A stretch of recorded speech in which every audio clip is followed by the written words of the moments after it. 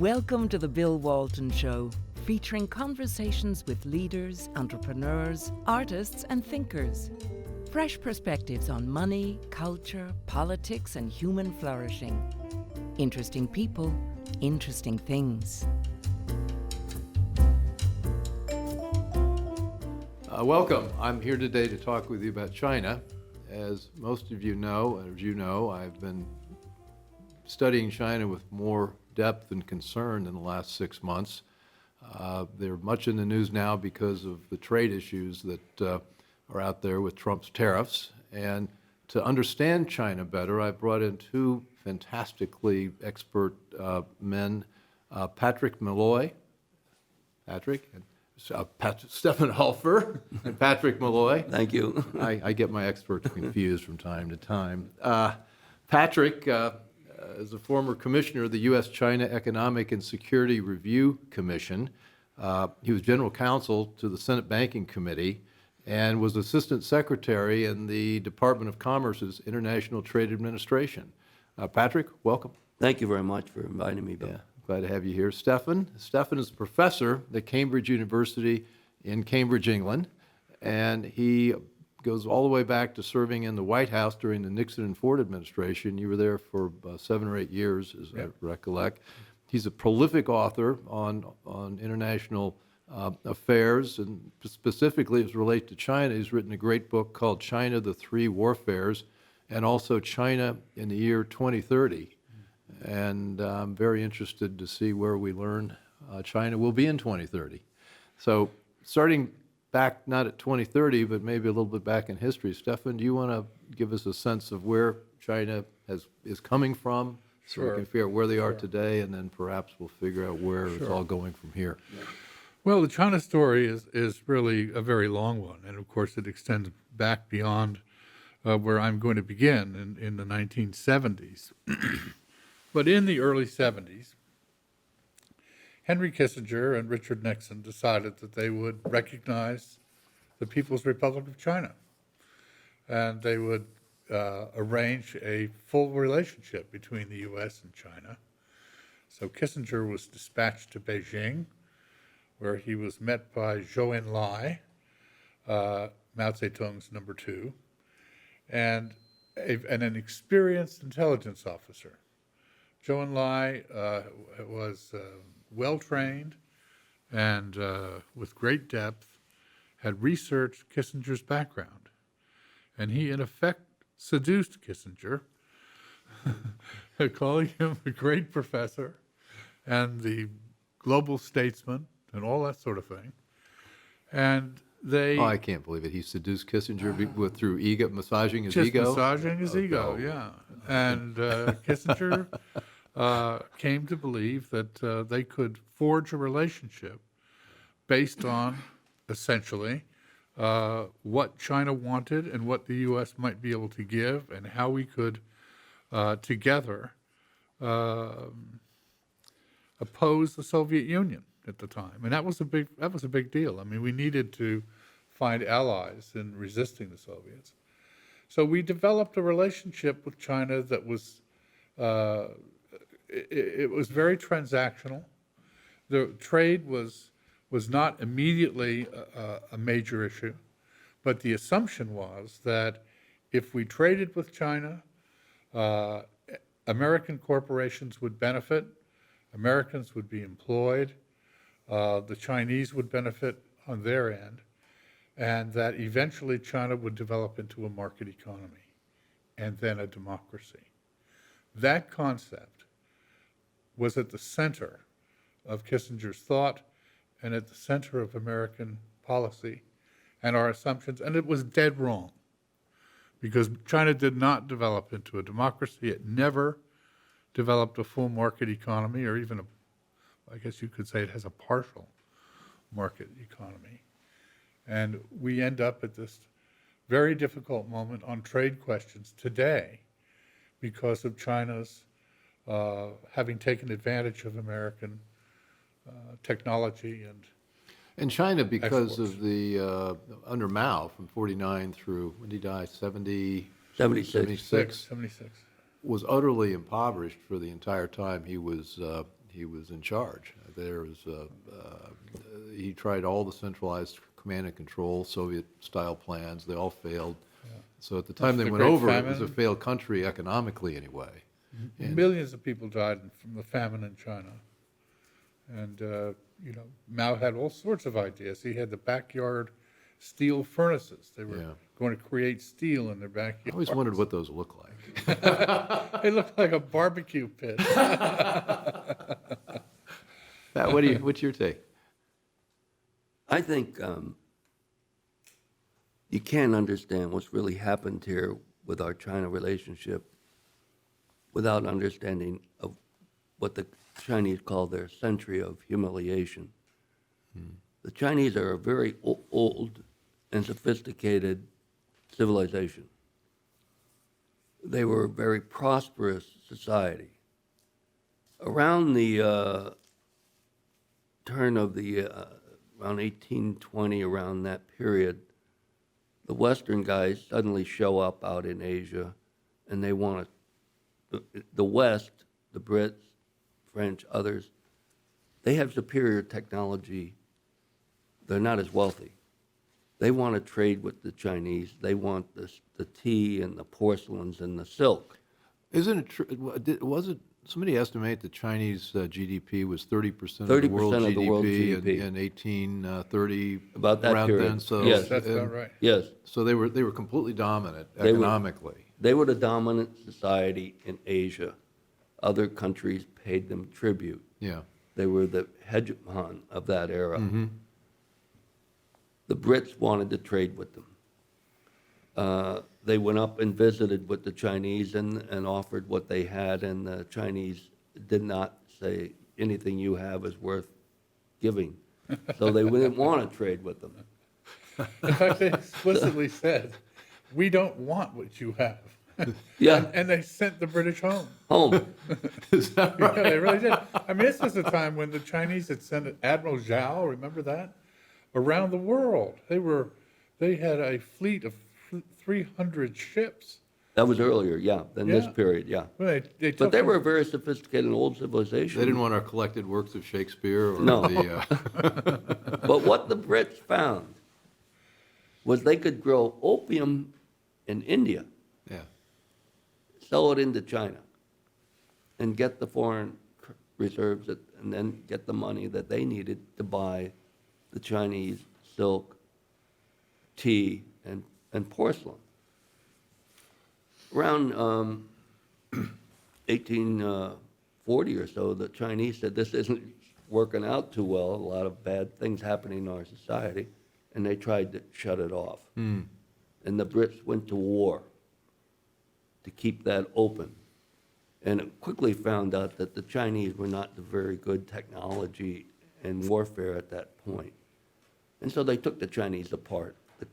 And they won the first Opium War. They grabbed Hong Kong. They began to have certain ports in China that would be open. Other Western countries quickly realized that these guys couldn't fight well, that we had better technology. They were going to carve up China just like they did Africa.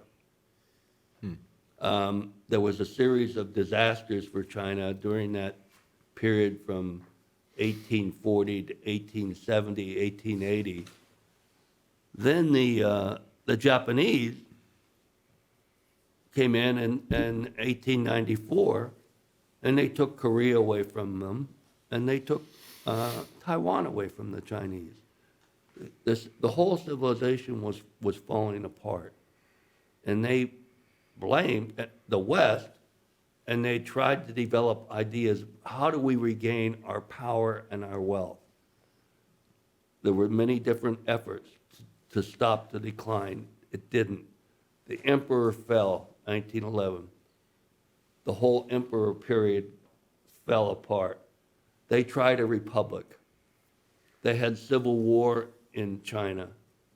Finally, the Japanese come in and invade in the 1930s. Further turmoil, loss of life, poverty. Then and we helped them defeat the Japanese, but then they had their own civil war between the nationalists, Chiang Kai-shek, who ended up out on Taiwan, and Mao Zedong, who won and took control of China on October 1, 1949, and stood up and made a major speech. The Chinese people have stood up.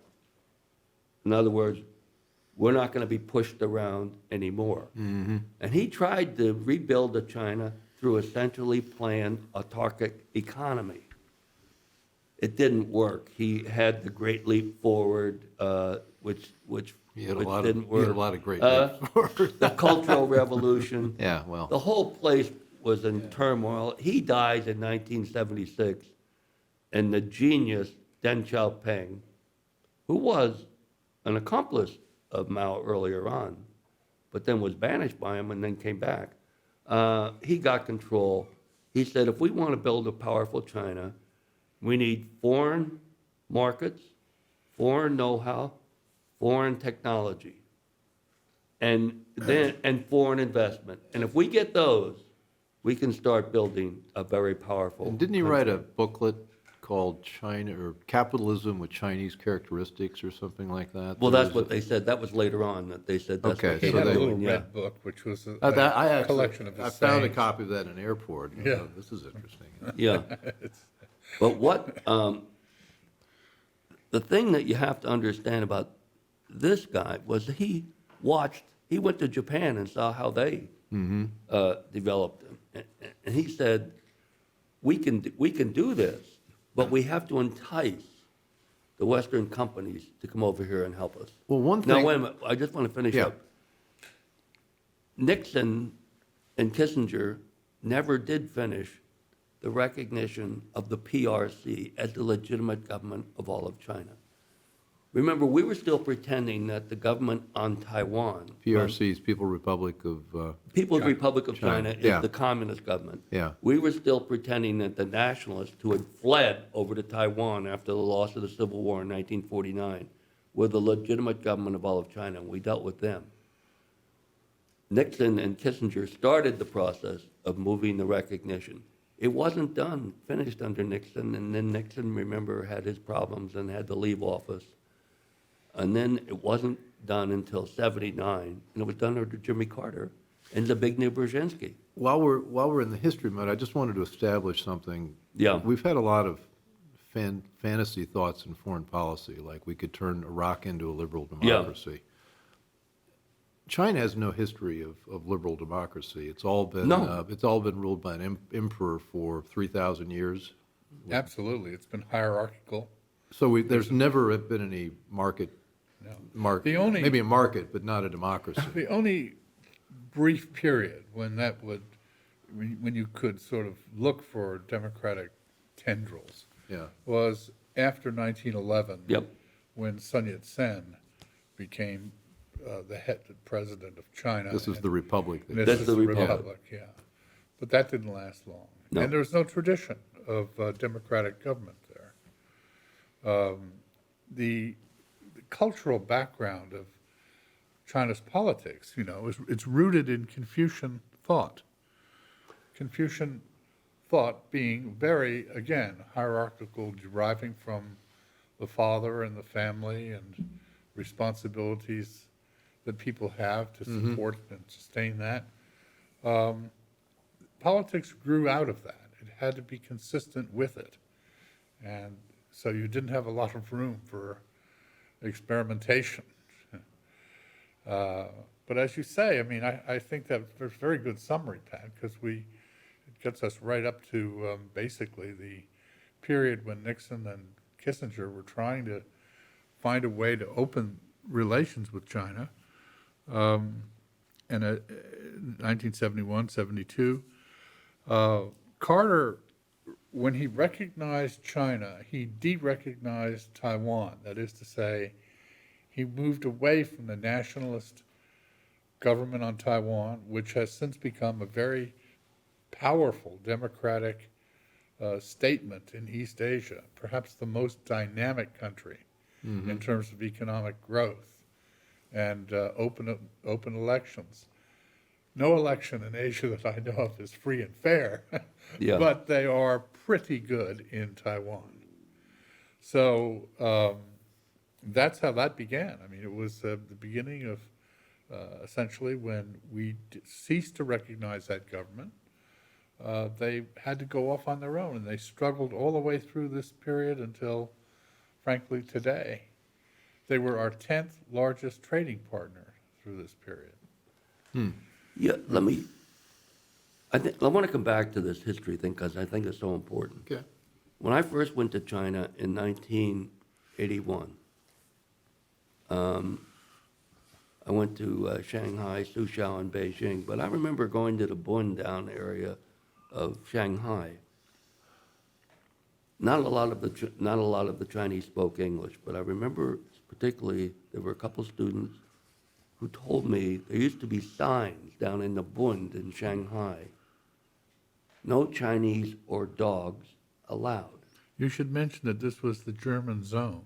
That's what the Germans. Yeah, the German zone, right. But they felt humiliated and completely taken apart in their own country.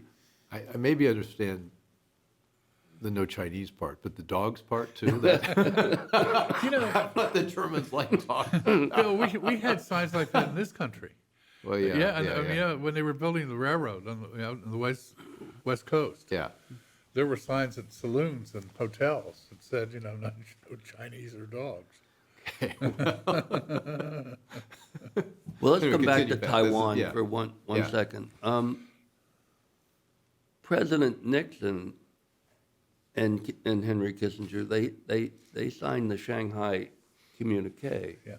in which they acknowledged that there was but one China. Now, that we would not have a two-China policy. In other words, we would not recognize the government of Taiwan and the government of the PRC and have relations with them both. When Carter recognized the PRC as the legitimate government of all of China, they broke relations with the government of Taiwan as the government of China. But then the Congress passed the Taiwan Relations Act, which essentially said that we're going to treat Taiwan as a country. We won't recognize them as a country. We won't have a clear two-China policy. Right. But we're going to give Taiwan a lot of help and trade and other things so that it can survive and not be taken over by the... This is a very interesting thing, this Taiwan Relations Act, because it is one of the most artful diplomatic documents that we've seen in modern times. It allows the Chinese to say that there's only one China, and it allows the Taiwanese to say, we're our own government. Mm-hmm. And it allows the U.S. to say to Beijing, don't force yourself on this small island because we're obligated to protect them, and we will. So, Well, at some point we need to talk about the South China Sea issue, Yeah. but maybe one of the things I like to do is to trace the economic history Yeah, from let's go. 1978 to today. Yeah. Because in 1978, Deng takes charge. Is it Deng? Yeah, Deng Xiaoping. Deng Xiaoping. And he's an innovator. And Yeah. he keeps authoritarian control of the political process, but he starts opening up China to bring companies in, technology in, trade deals, giving people Right. free land, that sort of thing. Everybody's invited in. What did he do to make those things happen? Because at the time, China's economy, even though it had a billion and a half people at the time, was like 1/20th of our size. yeah. And now it's the same size. Same size. So Deng Xiaoping, what happened that he took a trip to the south of China, yeah, which is often looked back on as a kind of turning point. yeah. And he went to Shenzhen, which is an area that has become known for its market orientation. And he came back with the belief that China had to have some market mechanism in order to grow, that it couldn't simply have a state-directed economy. Mm-hmm. And that's where we began to see elements of a market and some state forbearance, that is to say, some general acceptance of the important role that markets play, or could play, in China's growth. So that's where it began. And then we've seen this incremental process since, in which China has added to the market slowly. But it's got state-owned enterprises, which until recently were over 50% of the economy. Yeah. They're very inefficient. They borrow money from state banks. They use it poorly. They pay very low interest rates, and their products are not they're not able to sell their products. They're shoddy and uninteresting products. So this was a system which did not encourage or insist on innovation and market. Not now, but then. Then. Yeah. So what were the pieces they put in place to bring this? I mean, he brought up, Here's what I saw. What was the roadmap? I'm more of a trade and investment guy, so I followed this pretty closely. Yeah. When we recognize the PRC, the People's Republic of China, and Deng Xiaoping and those guys as the legitimate government of all of China, which we hadn't done until '79, we also got us to give them MFN trade Most treatment. favored nation. Most favored nation. Yeah. Now, what this means is that you're giving the Chinese the same trade treatment on the individual items as you give your most favored trading partner. Prior to that, the average tariff on a good coming from China would have been over 40%. Once they got MFN, the average tariff on a good coming from the United States, coming from China to the United States, was about 4%. Yeah. So that's an enormous Yeah. gift. At that time, China had a GDP of about $400 billion. Now they've got a GDP of about $18 trillion. It's about the size of ours. Yes. United States. Now, how do they do Yeah. that? Well, once you give them that MFN low tariff, and you give companies that are going to invest in China, you give them subsidies and no taxes, and they even sped up special zones that you could invest, but you couldn't sell the stuff in China. You had to ship it back out of China. So they developed a policy to develop their own economy by being an export-led growth strategy. And we were sitting here letting them in 2000, we had an $83 billion trade deficit with China. In '79, we recognized them. 20 years later, we got an $85 billion trade deficit with China, as our companies were enticed to go over there, and other foreign companies, and ship back to us. Now, this has an impact on jobs in the United States. Now, the key thing, though, was China's entry into the WTO, which happened in 2000. 2002. 2001. And the they World came Trade in. Organization is what?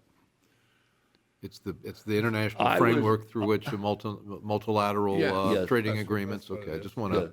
for those of us that haven't been following it that closely, I just want to make it clear what it is. I was at the meeting in Geneva Yeah. in December 1993 when the WTO was created.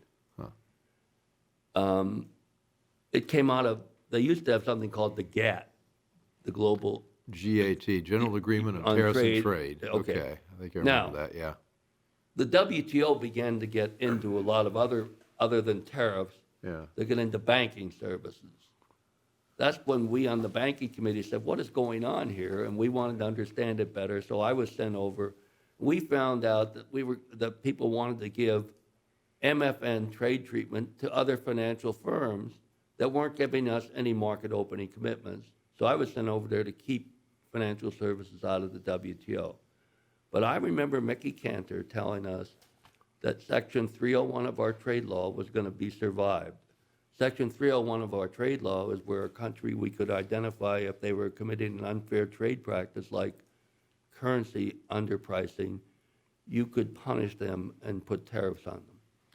When we created the WTO, Meki said we had that. We were immediately sued in the WTO by the Japanese and the Europeans, who said 301 is inconsistent with your WTO obligation, where you have to win a dispute in the WTO before you could put any sanctions on anybody.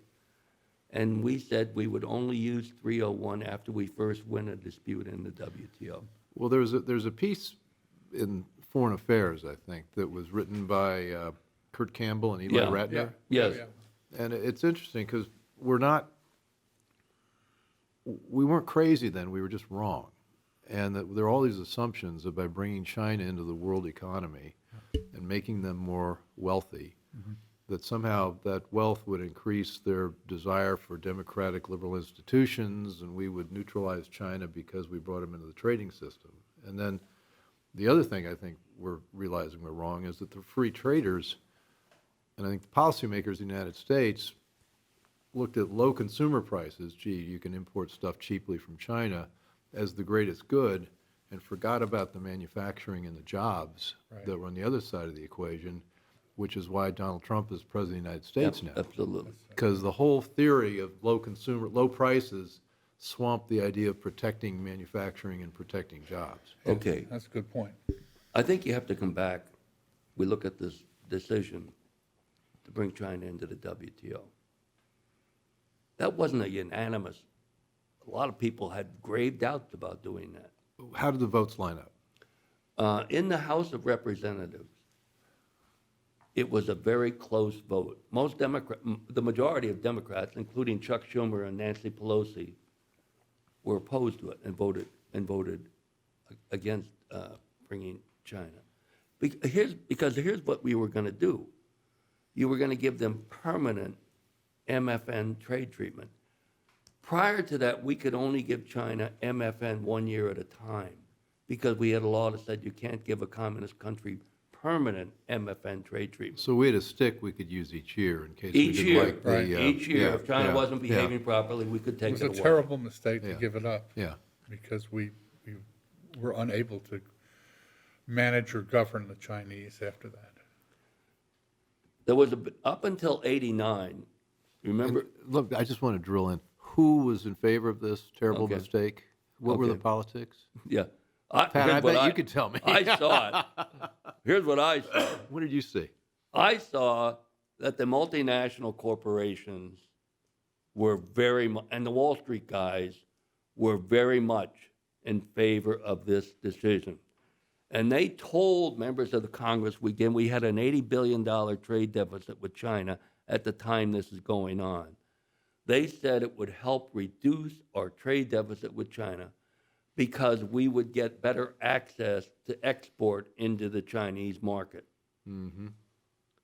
The day after the House vote, which was how's a that close worked vote, there was an article in the Wall Street Journal, front page. It said this vote in the House was really not about exporting to China. It was about investing into China.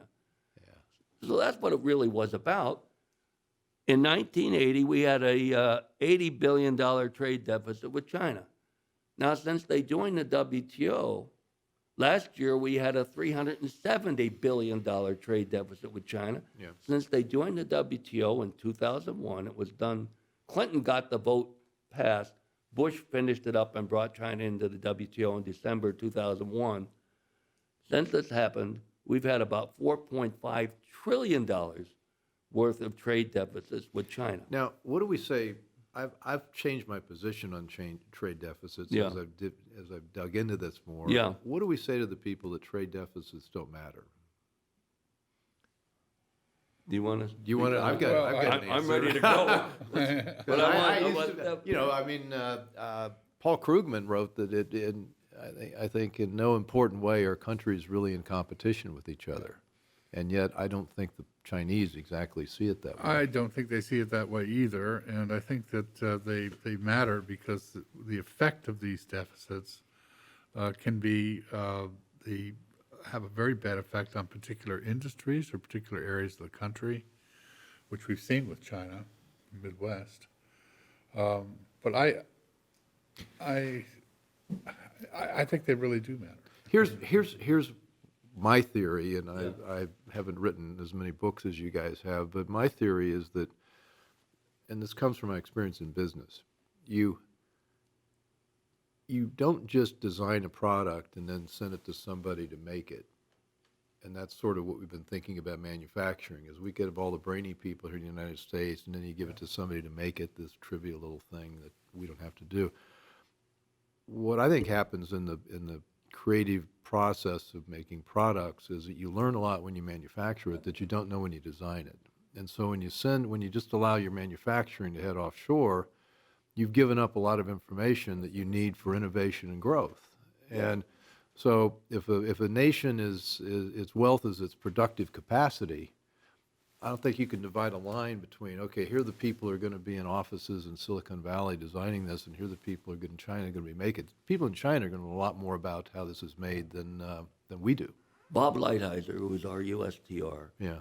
testified before the Ways and Means Committee yesterday and before the Finance Committee today. I watched his testimony for Ways and Means yesterday. Yeah. He pointed out we have an $800 billion manufacturing trade deficit this year. Now, when I was on the China Commission, we would do hearings. We would find the best people in the country to come in and testify.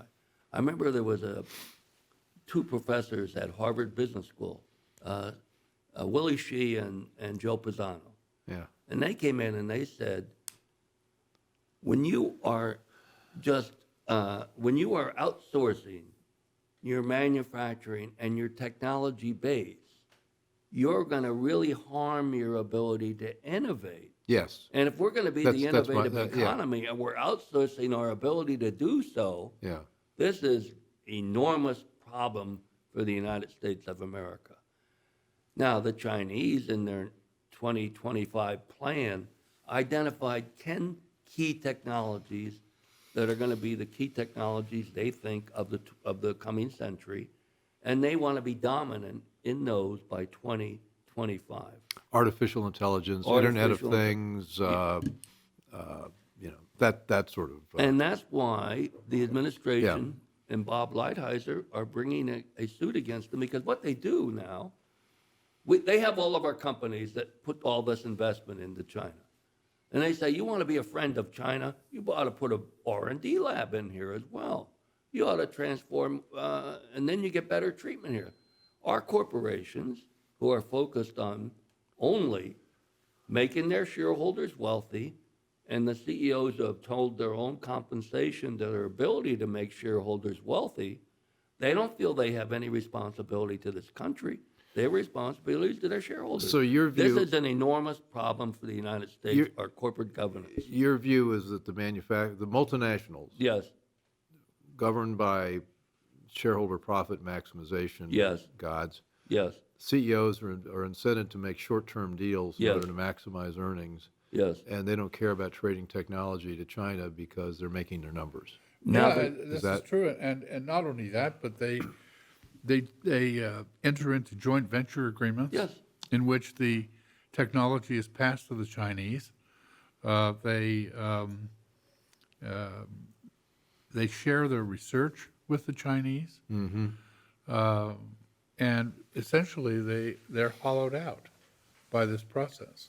So it's really a very damaging thing. So there's a process in continue. I wanna come back to you, No, because you keep asked a going. key question. This Do is trade a deficits massive matter? issue. We're not going to. Do trade deficits matter? Yeah.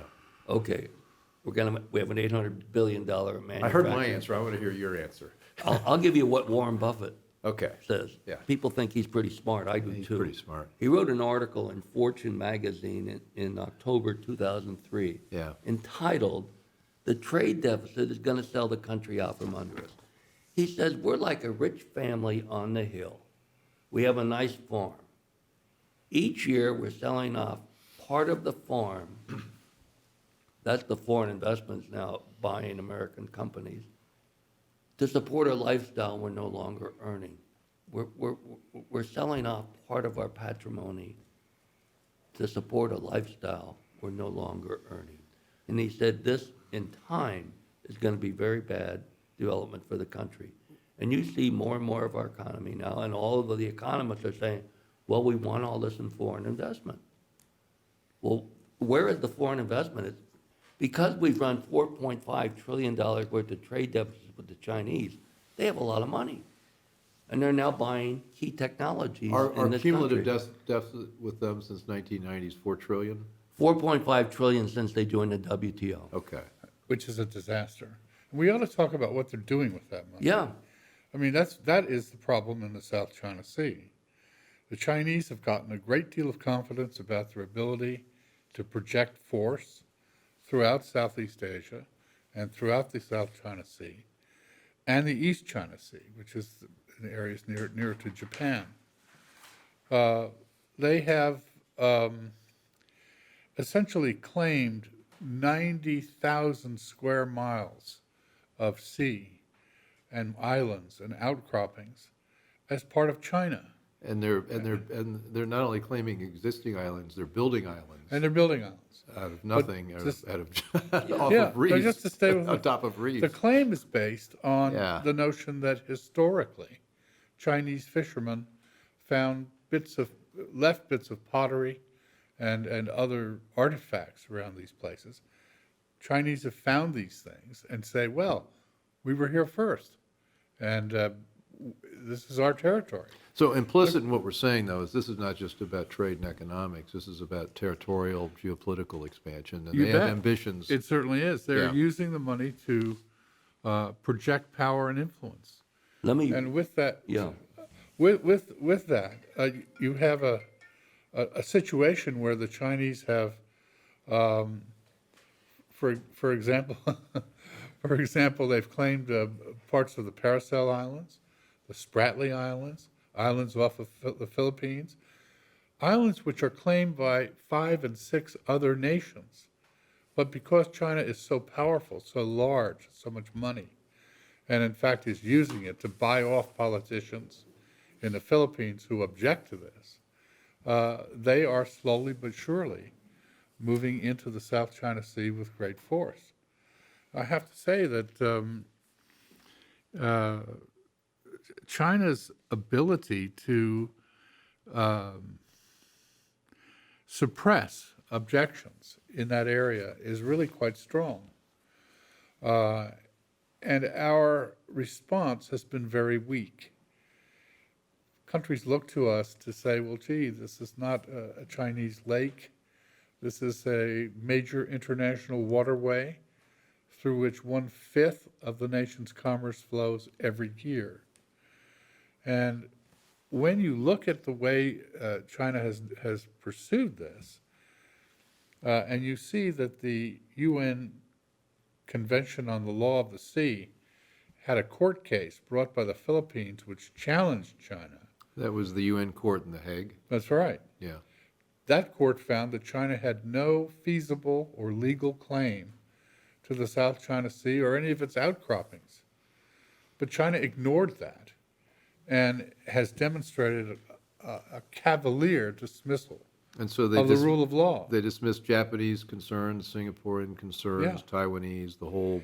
And so what it shows you is that China's willingness to set aside the rule of law and to respond only to other nations' forceful capabilities, Japanese being a good example of a country that would not stand down and has rejected Chinese inroads with their own Japanese air and naval forces. This is nature red in tooth and claw. It's a confrontation at a very basic level. That's what it's devolved to. And I would say this final thing, that when China displays this willingness to set aside the rule of law, and they have moved away, they've dismissed the legal architecture which arose in the aftermath of World War II. They don't accept the legitimacy of the World Bank, of the WTO, of any of these international organizations, because they didn't have a major hand in creating them. They say they were created by the West for the benefit of the West. When they set that aside, you're looking at a country which is the most radical actor on the global stage since 1789, since the French Revolution. Nobody has set aside the global commitment to law the way the Chinese have. So I think that, we look at these disadvantageous trade arrangements and we say, well, so what? The answer is that the $4.5 trillion that they've gathered since entering the WTO is being put to use against us. Can I? I'm going to give you a final word for our show part 1. Okay. This is going to be a cliffhanger show because we're going to have to come back and do part 2. Yeah.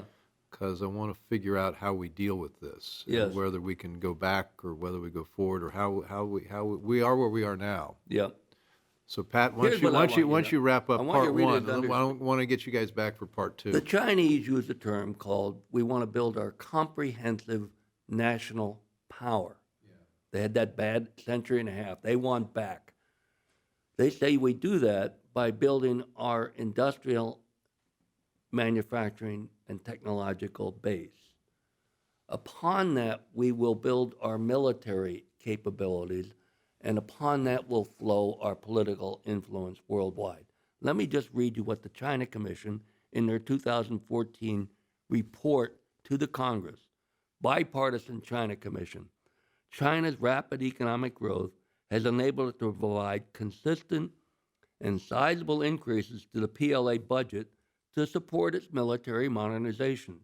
China's defense budget has increased by double digits every year since 1989. And that's a lot faster than ours has. We're feeding that by this crazy imbalance in our whole trade and economic relationship with China. Okay, guys, we got to stop here, but there's a lot more we have to cover, so I hope I can get you back sometime soon to figure out. We've defined that we've got a big problem. Now We got a problem. So anyway, Houston, we have a problem. thank you for joining me with Stefan Halper and Pat Malloy to talk about this extremely interesting and vital issue that we face. If you've got, I'm going to try to lure them back on for another show so we can dig into this some more.